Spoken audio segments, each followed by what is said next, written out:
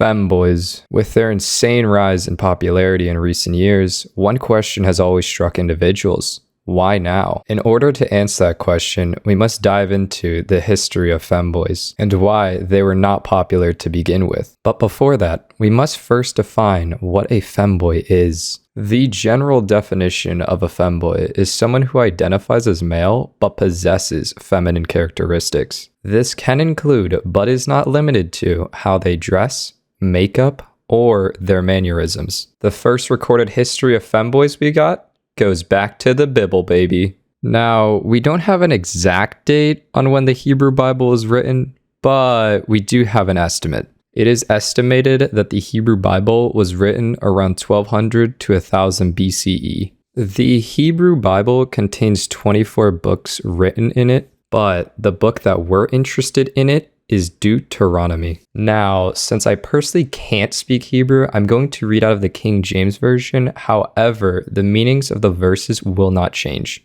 Deuteronomy 22:5 King James Version states, "The woman shall not wear that which pertaineth unto a man, neither shall a man put on a woman's garment, for all that do so are abomination unto the Lord thy God." Now, you're probably like, Lilacs, what the flip does that even mean? I will give you the Lilacs translation. Essentially, if you wear something that your gender does not usually wear, it's Jover, dude. The reason this is important is that back in these days, if you did things against the word of God, you were basically game-ended. Now, you can kind of imagine why it would naturally make sense that femboys would want to stay hidden. That's pretty much why femboys weren't really recorded back in the day, because they were essentially playing Skyrim with 100 sneak at this point. The next important years for our femboy history timeline are the years 66 to 67 AD. During these years, Rome was popping off, dude. But then Rome got a leader called Nero. And let's just say he was not a very good leader or individual. Nero is known as one of Rome's most infamous rulers. However, he is also notorious for his extreme cruelty and debauchery. Or, as what we like to call it today, Nero was an extreme degenerate.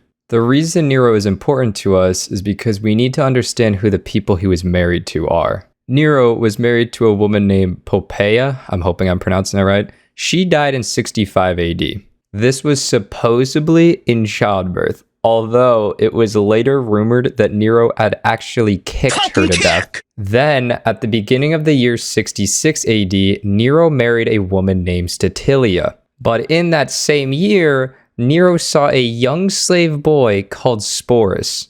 Sporus, according to Nero, looked a lot like Poppaea, or the wife that Nero probably did kill instead of her dying at childbirth. Now, Nero wanted to get married to Sporus as a result of this. However, there was still one slight issue. Sporus was a male. So Nero, with his diabolical thinking, came up with the only logical solution: castration. Now, for anyone that does not know what castration is, I can give a Fortnite demonstration. So it's kind of like you take 2 cherries, but you want to eat the 2 cherries individually, not together. So you load up Fruit Ninja, and bam!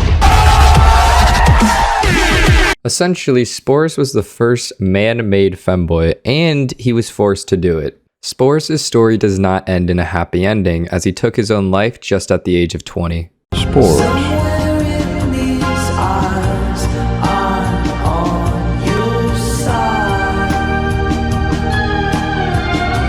Now, our next important date in the femboy history timeline is the late 14th to 17th century. During these years, we were in the Renaissance. It began in Italy, but eventually entered other nations and countries, and eventually we had the English Renaissance. All you really need to know is that there was a cool guy named William Shakespeare. He lived from the years 1564 to 1616. He lived under the reign of Queen Elizabeth I, which was known as the Elizabethan era. The Elizabethan era lasted from 1558 to 1603. The reason these years are important is because England saw a rebirth in national pride, artistic explosion, appreciation of poetry, literature, theater, international expansion, and victories over Spain. Essentially, England was popping off and kind of just did whatever they wanted to do. However, women at this time in England were still looked under in value compared to a man.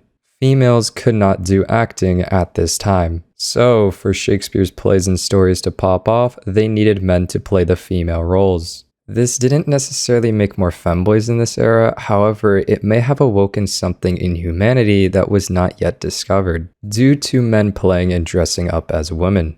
We must now go to Japan in our femboy history timeline.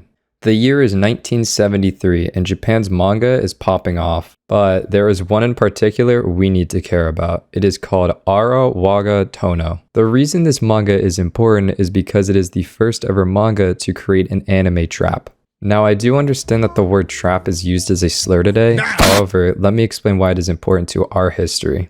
We must first define what an anime trap is. An anime trap is a male who purposefully looks female to then trick others as a joke when they find out it's actually a male. One thing to note is that all traps are femboys, but not all femboys are traps. The best comparison I can make is from the NFL. All QBs are offensive players, but not all offensive players are QBs.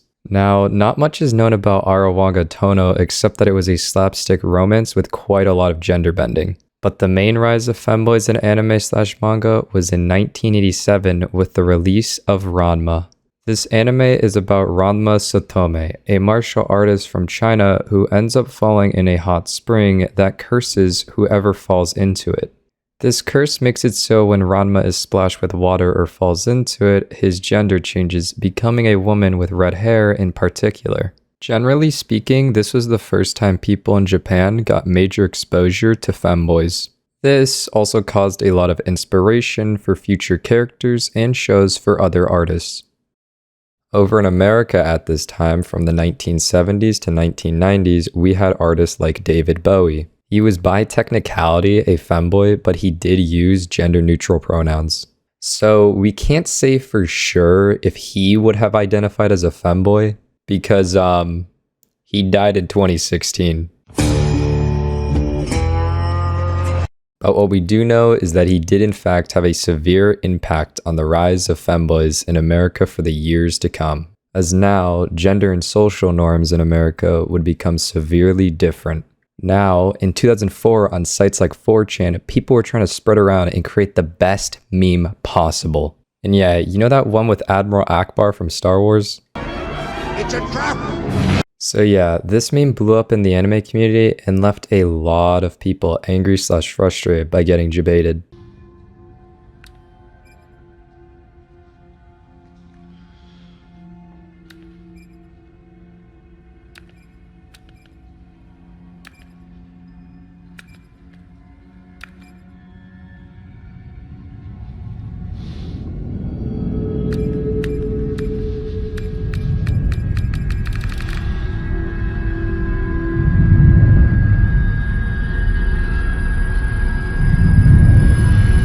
So it has almost been 20 years since anime traps got severely recognized in America. So what is the popularity of femboys today? Well, if you were to ask me, if you use social media, it is almost impossible not to spot them.